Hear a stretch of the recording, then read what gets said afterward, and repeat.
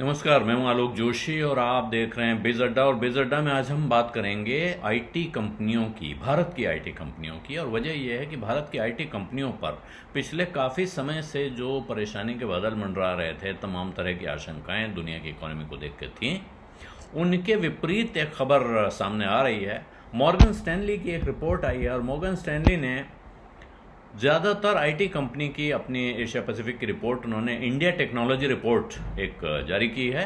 और उसमें वो कह रहे हैं कि अब वो प्राइस टारगेट बढ़ा रहे हैं और ओवरवेट हैं एचसीएल टेक्नोलॉजी, एलटी इन्फोटेक माइंट्री पर और इन्फोसिस पर, और मिड कैप्स में उनको सीवाईएल यानी साइंट पसंद है।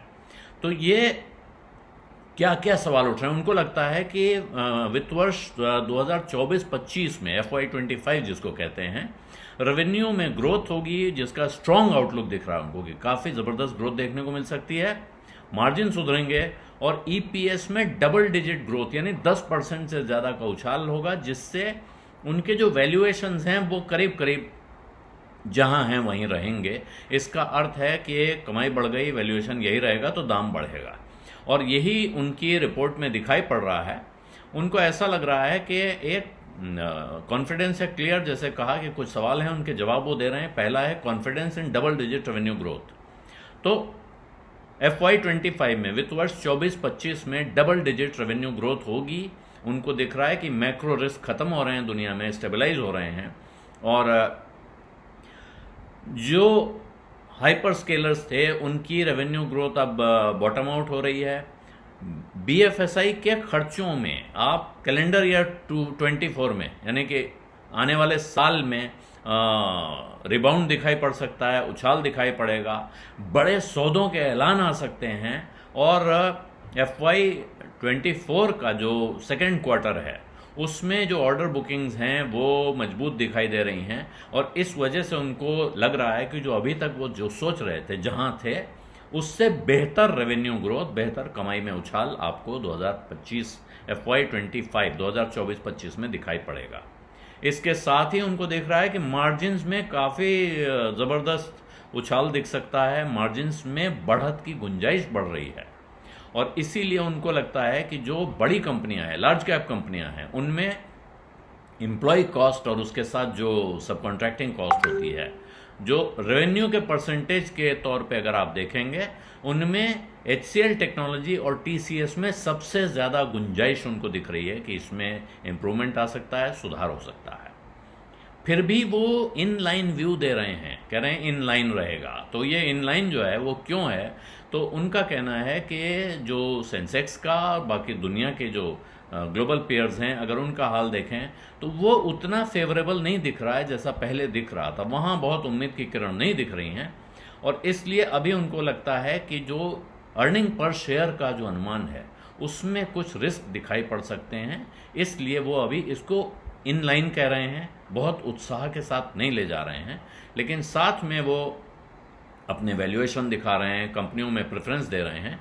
तो बड़ी कंपनियों में HCL technology, L N T infotech Mindtree, इसमें कह रहे हैं वो HCL में तो single digit revenue growth financial year 24 में दिख रही है, साथ में मार्जिन का प्रोफाइल काफ़ी मजबूत दिख रहा है। और उसके बाद वो LTIM जिसको कहते हैं, LTI माइंट्री या LNT इन्फोटेक माइंट्री, उसमें कह रहे हैं कि सेकेंड हाफ में वो चौंका सकता है, सरप्राइज दे सकता है। और इन्फोसिस है जिसकी हेल्दी ऑर्डर बुक है, जिसकी वजह से जो वित्त वर्ष 2024-25 का आउटलुक है वहाँ आपको सहारा मिल रहा है उस ऑर्डर बुक से। इसी तरह वो TCS और एम्फेसिस पे इक्वल वेट हैं, लेकिन टेक महिंद्रा को उन्होंने अंडरवेट किया है, डाउनग्रेड किया है, क्योंकि उनको लग रहा है कि अब उसकी जो आउट परफॉर्मेंस थी, जो मजबूती दिख रही थी, वो अब पीछे रह गई है।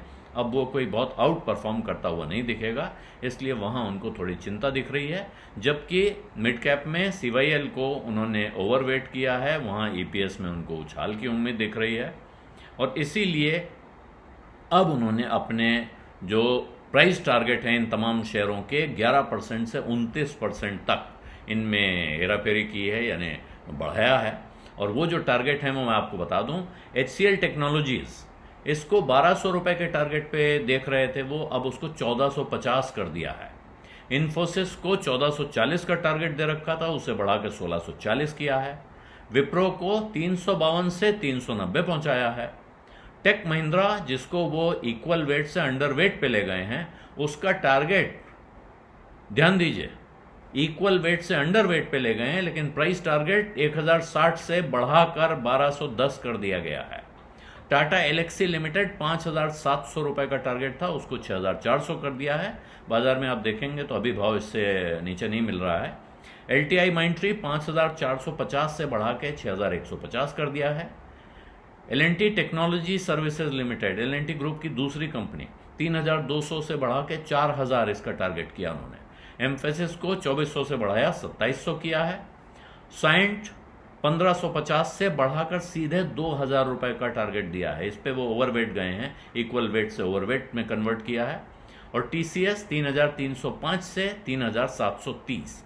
तो ये मॉर्गन स्टैनली की तरफ से एक जोरदार खबर आईटी सेक्टर के शेयरों के लिए है। और इससे ऐसा लगता है, अब उन्हें लग रहा है कि दुनिया में जो मंदी के बादल थे और उनकी वजह से भारत की आईटी कंपनी पे जो खतरे के बादल मंडरा रहे थे, उनके छंटने के आसार बढ़ते हुए दिख रहे हैं।